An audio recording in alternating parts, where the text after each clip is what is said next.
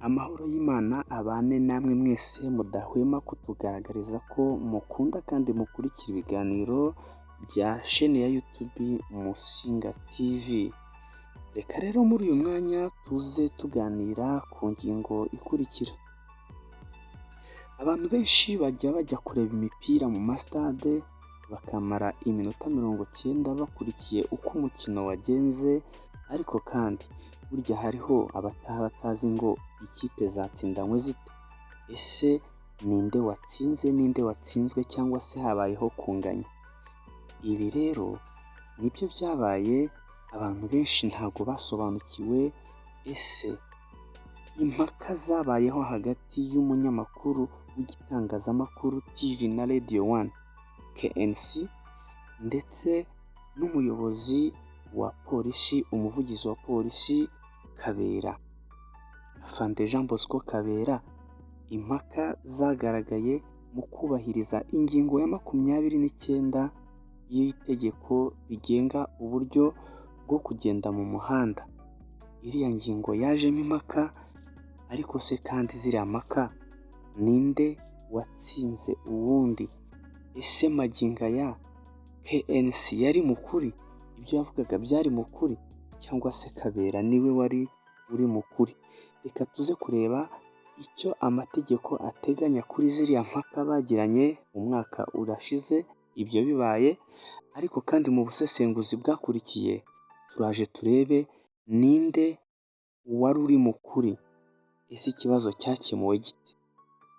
Ntukure urushinge kuri Musinga TV, mbese ugumane natwe. Mbibutsa ko muri kumwe nanjye Maxime Kayumba.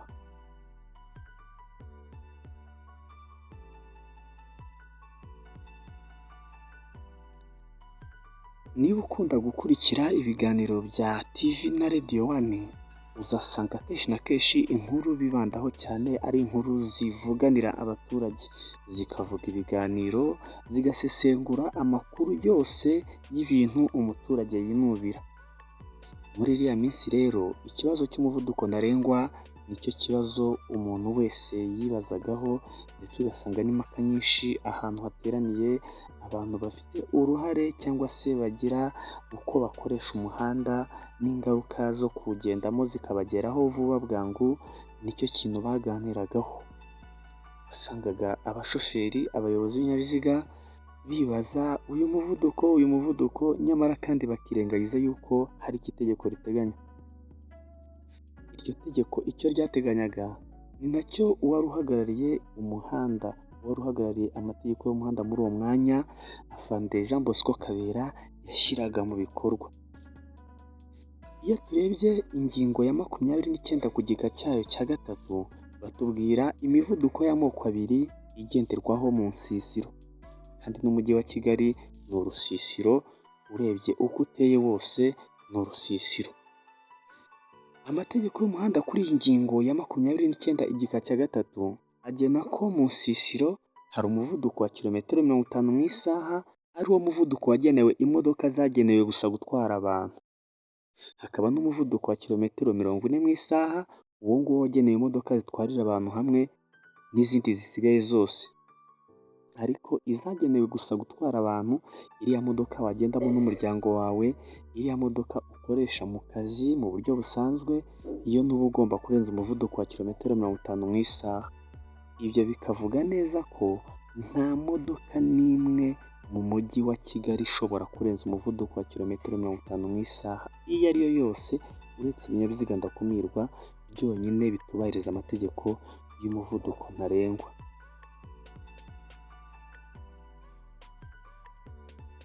Nk'uko tumaze kubibona rero, kwa kuvuganira abaturage, kwa kubitaho cyane, impaka zaje kuba ndende hagati ya KNC ndetse na Afande Bosco Kabera, maze karahava.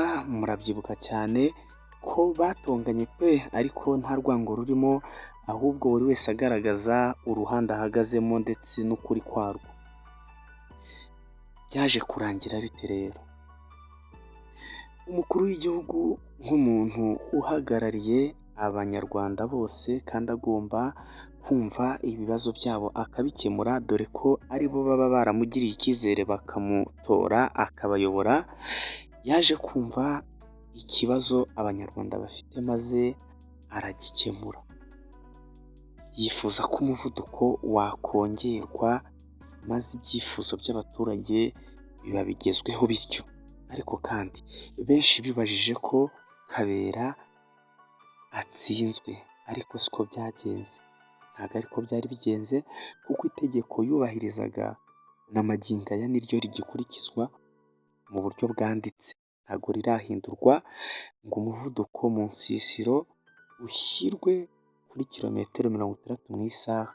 Itegeko riracyateganya umuvuduko wa kilometero 50, ari wo hejuru ushobora gukoreshwa mu nsisiro.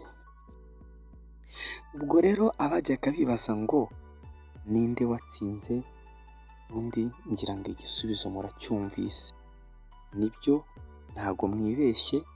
KNC ibyo yavugaga yivugiraga ibiri hirya y'amategeko, ahubwo ari ibyifuzo by'abaturage. Umukuru w'igihugu yumva ibyifuzo by'abaturage be ayobora maze arabibaha, ariko bitavuze ngo uwari uhagarariye itegeko ryubahirizwaga icyo gihe ari we Jean Bosco Kabera ntabwo yari atsinzwe. Ntabwo ibyo yavugaga byabaye ibinyoma, ibyo yavugaga niko kwari ukuri, ariko ibyifuzo by'abaturage biza guhabwa agaciro, kandi na magingo aya dutegereje ko iryo tegeko rivugururwa maze uburyo rikurikizwamo bukaba ari nabwo buriho mu nyandiko.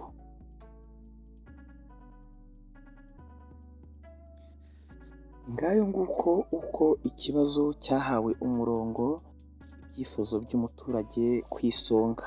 Icyifuzo cy'umuturage nicyo cyashyizwe mu bikorwa, kuko ubutegetsi bw'abaturage bishyiriyeho ni nabo bukorera. Naho rero bibazaga ko KNC yatsinze amategeko, ntibibaho. KNC ntabwo yigeze atsinda Bosco Kabera, kuko Bosco Kabera yarahagarariye amategeko. Mugire ibihe byiza, mukomeze kandi mubane natwe kuri Musinga TV. Imana ibaha umugisha. Yari Maxime Kayumba, ibihe byiza. We gotta take a night train to the